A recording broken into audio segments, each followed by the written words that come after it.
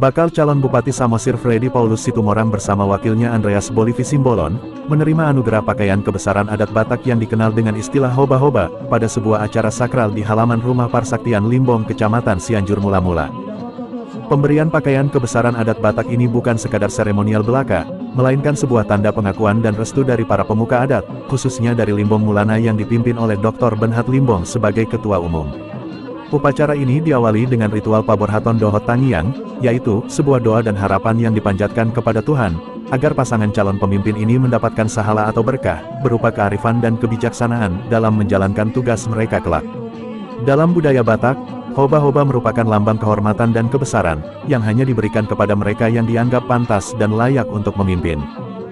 Dengan pakaian ini, Freddy dan Andreas tidak hanya dibalut dalam simbol adat, tetapi juga dititipi harapan besar dari masyarakat Samosir.